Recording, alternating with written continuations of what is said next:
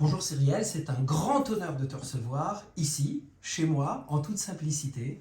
C'est gentil. Euh, eh bien, tu sais, c'est pas vraiment une interview, c'est un esprit conversation. Hmm. C'est-à-dire qu'il peut se passer plein de choses dans une conversation, on est dans la spontanéité, et justement, c'est l'idée d'essayer de rompre un peu avec l'image un peu sanctuaire parfois, de la soprano. Voilà. Donc là, c'est la raison pour laquelle je me permets de t'appeler Cyrielle. Pas de Euh, problème. et c'est un grand honneur de te recevoir. Ma première question, enfin des choses sur quoi on peut s'interroger, c'est quel est un peu ton parcours, Cyrielle? Alors moi, je ne suis pas du tout née dans une famille de musiciens. Je suis née, j'ai grandi dans l'Oise, donc pas très loin de Paris. Et j'ai commencé par faire du piano. J'avais une dizaine d'années. Mes parents m'ont proposé de faire une activité extrascolaire. Ça a été le piano. Et puis le chant est venu de la volonté de m'accompagner pendant que, voilà, de chanter des choses que j'entendais à la radio, qui me plaisaient. Mais c'était pas du tout du chant lyrique et j'avais pas du tout conscience que j'avais cette voix-là, aucune conscience de ça. Et ça m'est venu quand j'avais une quinzaine d'années, ensuite d'avoir ce désir de comprendre ce qui se passait quand on chantait, comment je respirais, comment placer ma voix. Et le seul cours qui était dispensé à l'école de musique de ma petite ville, dans l'Oise, c'était le cours de chant lyrique. Donc ça a été un peu, par curiosité, voilà, je suis allée voir cette professeure, je lui ai posé la question comment faire, elle m'a dit je vais te montrer. Mais moi je pensais pas du tout qu'il allait sortir ce genre de son de mon gosier, donc ça a été un peu déstabilisant, mais c'était tout de suite hyper plaisant pour moi. Donc depuis que j'ai 15-16 ans, du coup j'ai jamais arrêté du coup de chanter. Ouais.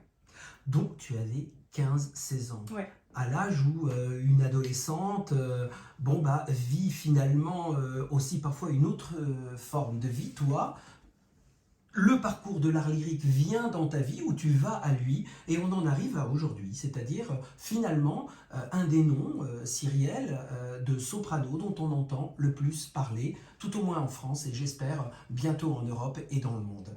Parce que c'est incontestable que depuis que personnellement je t'ai entendu, mais de nombreuses autres personnes, et particulièrement euh, à ODB Opéra, eh bien, on est complètement fan. Mais alors, complètement fan de ce que tu fais, au point qu'on pense vraiment que tu représentes une des plus représentatives sopranos d'un répertoire qu'on appellerait le grand répertoire des grands lyriques, de la soprano grand lyrique. Alors parfois, dans ces classifications entre le grand lyrique, le soprano dramatique, enfin bon, c'est toujours un petit peu compliqué de gérer là-dedans. Mais toi, comment tu te situes et quels sont aujourd'hui les rôles qu'on commence à te proposer? Parce que je suppose que tu n'as pas commencé avec cette voix, ça a évolué, ou peut-être que oui, tu avais déjà cette voix quand tu avais 15 ans. Et voilà, parle-nous justement de ce parcours, cette fois-ci, spécifiquement les rôles, le lyrique, l'interprète que tu es. Alors moi, en tout cas de mémoire, j'ai toujours eu le type de voix que j'ai maintenant, en fait. Euh, Quand j'étais donc dans l'Oise et qu'on commençait à aborder le répertoire, évidemment, ma prof elle tâtonne un peu, on cherche. Alors, pour susciter mon intérêt et faire des tests, on commence par essayer des choses comme Carmen. Euh, on s'amuse aussi, on était vraiment aussi dans le jeu, dans la découverte. On faisait des petits extraits par-ci, des mélodies italiennes par-là. Et c'est vrai que naturellement, moi, ma voix a envie de répertoire italien. Ma voix a envie de répertoire italien. Je suis aussi assez à l'aise dans l'allemand, mais il y a quand même une facilité, un naturel pour l'italien. Moi, j'ai envie aussi, tant que je suis. La voix est flexible et qu'elle est jeune, j'ai aussi envie de. J'aime beaucoup Mozart, moi, donc la comtesse, je l'aime beaucoup. Et les Trano Idomeneo, j'aime beaucoup ça aussi. Euh, J'aime tout ce qui est assez virtuose, j'aime tout ce tempérament-là en fait. Donc avant de me tourner vraiment vers le grand répertoire italien que j'espère dans quelques années, oui, j'ai encore envie d'explorer voilà, le classique et Mozart en particulier. Et puis peut-être aussi une ouverture vers le grand répertoire français avec les Gluck, Absolument, j'aimerais beaucoup Gluck, j'aimerais beaucoup dans Armide, Iphigénie. Iphigénie, Ah, ouais, voilà. ça j'aime beaucoup aussi, c'est sûr. Euh, Cher Cyrielle, on peut supposer que tu nous parles énormément de l'Oise et c'est magnifique, c'est sublime l'Oise, mais peut-être que tu as des origines, et même très certainement Oui. d'autres contrées dans le monde. Absolument, Tu peux nous en oui. parler? Mon père est du Cameroun et ma mère de la Côte d'Ivoire. Donc c'est vrai que moi, de toute façon, j'ai toujours été baignée dans petite, et puis même enfant, jeune ado, mes parents ont toujours écouté beaucoup, beaucoup de musique africaine à la maison et beaucoup de variétés françaises aussi. Ils aimaient bien osciller entre les deux. Et c'est vrai que oui, ça fait aussi partie de mon bagage, de ma sensibilité musicale personnelle, ça c'est sûr. Ouais. Quand tu es rentré dans l'appartement, tu as vu à l'entrée ici beaucoup d'art africain. Ouais. Je suis moi-même un passionné d'art africain pour justement ce qu'il a de fonctionnel, de chargé en énergie et de toute la dimension humaine. Et d'ailleurs, chez les Camerounais, on a cette magnifique tribu, cette magnifique ethnie des Bamileke, qui sont extraordinaires dans leur art. Je suppose que toutes ces origines, en toi, comme tu le dis, t'apportent aussi énormément de liberté dans ton interprétation, peut-être dans l'opéra. Comment tu peux faire le pont entre justement l'Afrique qui a tant inspiré le monde de l'opéra au 19e, avec ce que ça peut comporter de, entre guillemets, négatif, bien sûr, mais en même temps, et l'opéra occidental, en fait. C'est-à-dire, en Afrique, il y a des grandes voix. Il y a de très grandes voix. En fait, je pense que de plus en plus, il faut, nous, en tant qu'interprètes d'origine africaine ou ayant grandi en Afrique, pour certaines de mes collègues, il nous faut de plus en plus essayer de décloisonner dans le sens où on doit évidemment rendre justice à l'opéra occidental, etc., mais il nous faut aussi aller déterrer justement les pépites qui se font justement sur le continent africain et donner la part belle aux interprètes africains. Il faut essayer au maximum de faire des crossovers, de se rencontrer, de faire se rencontrer des cultures, de faire se rencontrer des voix venues d'Afrique justement, et de plus en plus qu'elles puissent prendre aussi leur place sur les scènes françaises, européennes. Donc ça, c'est hyper important. Bien sûr pas, on est tous des admirateurs des plus grandes voix qui nous apportent aussi cet héritage, aussi bien en France qu'aux États-Unis. Leontyne Price et les autres, on les connaît. Quelle est ton actualité aujourd'hui ? Alors aujourd'hui, ce week-end, j'ai un concert de musique de chambre avec ma duettiste Kaoli Ono, justement pour c'est le festival de Rivage des Voix. On a été invité par René Martin, justement pour reprendre des éléments de morceaux de notre CD qui est paru au mois de février sous le label Mirare. Et donc il y aura des extraits de mélodies de Strauss. Et qui s'appelle le CD ? Muse éternelle. Muse éternelle. Donc Strauss, Wagner, Chausson. Donc ça c'est ce dimanche. Et le mardi 17, je serai en ouverture du festival de l'EPO avec l'ensemble Appassionato et Mathieu Herzog. Et là ce sera des grands airs du répertoire italien justement, donc Puccini, Catalani, Verdi. Et je prépare en même temps le festival l'Académie du festival d'Aix-en-Provence, où j'aurai tout un pan sur la mélodie française avec Stéphane Degout, sur l'opéra avec Edith Vince et une création avec les talents lyriques et Christophe Rousset.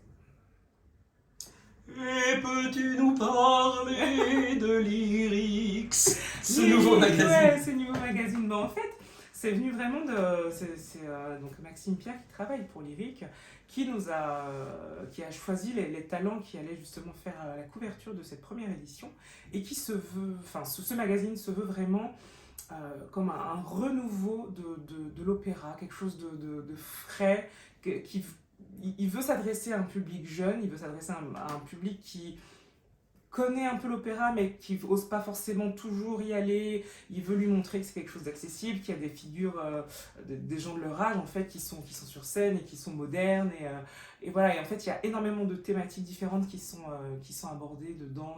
Le sommaire est très marrant parce qu'il se présente vraiment comme un opéra avec le prologue, avec l'acteur, l'acte 2.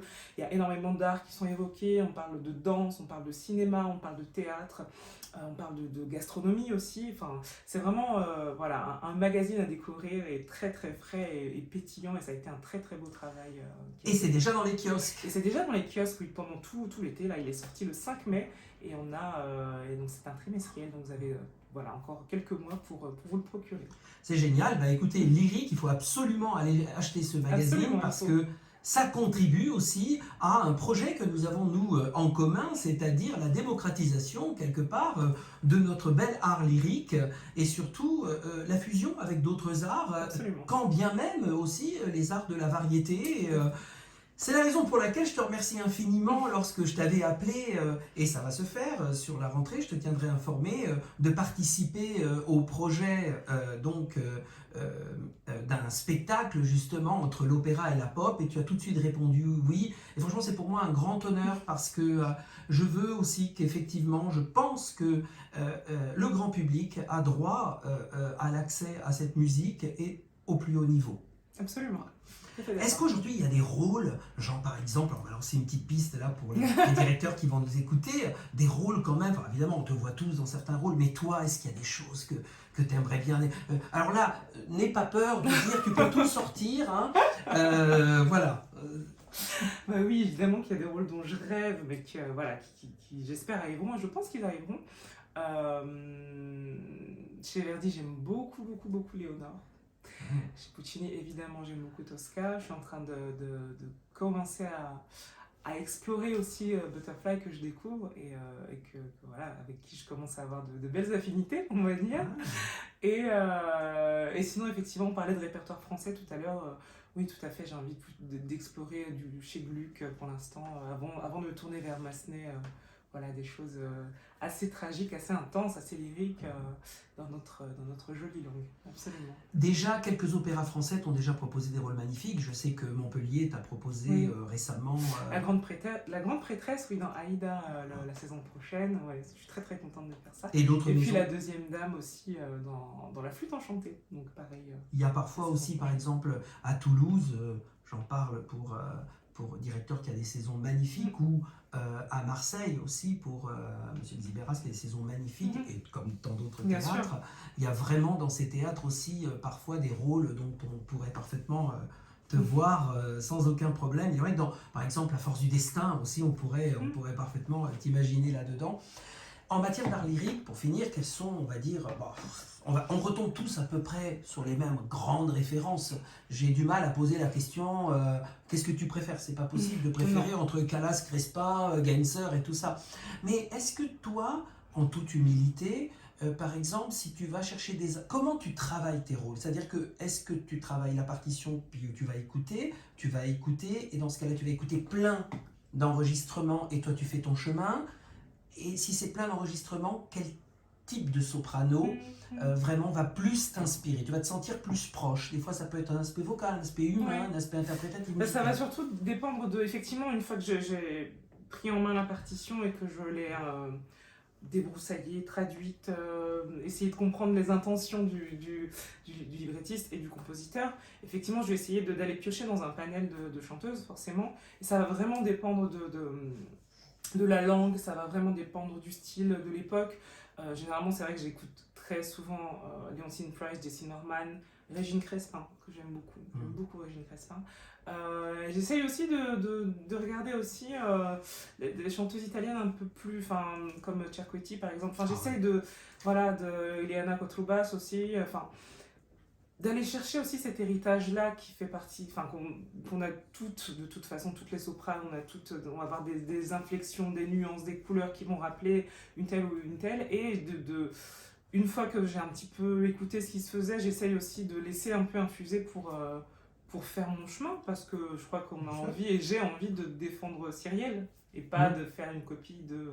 Exactement. Même si elles ont été toutes absolument incroyables, extraordinaires, et qu'elles nous inspirent toutes, j'ai envie de faire du Cyrielle au maximum. Donc, ouais. Et je peux t'assurer que du Cyrielle, c'est faire d'un timbre unique une interprétation magnifique, et surtout, et ça n'a pas toujours été le cas chez les grandes lyrics Pinto, qui bien souvent œuvraient, pas toutes, parce que là j'exagère quand même un peu, mais tant pis, on peut se le permettre ici, œuvraient beaucoup par l'excellence, le génial, le décibel de leur voix.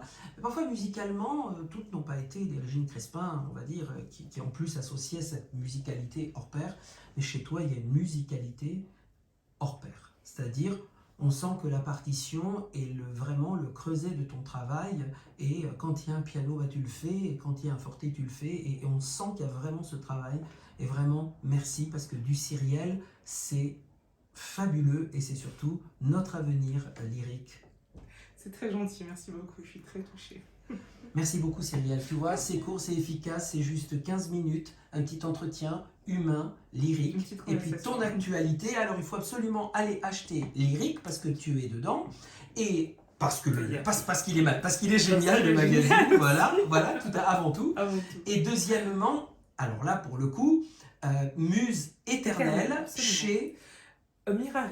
chez Mirare. Oui, tout à fait. Donc, le nouveau CD de Cyrielle. Alors, je ne veux pas écorcher ton nom, et je m'en excuse, mais tu vas nous le prononcer. Cyrielle Njiki. Cyrielle Njiki. Absolument. Merci beaucoup. Merci beaucoup à toi, merci. À bientôt. À bientôt.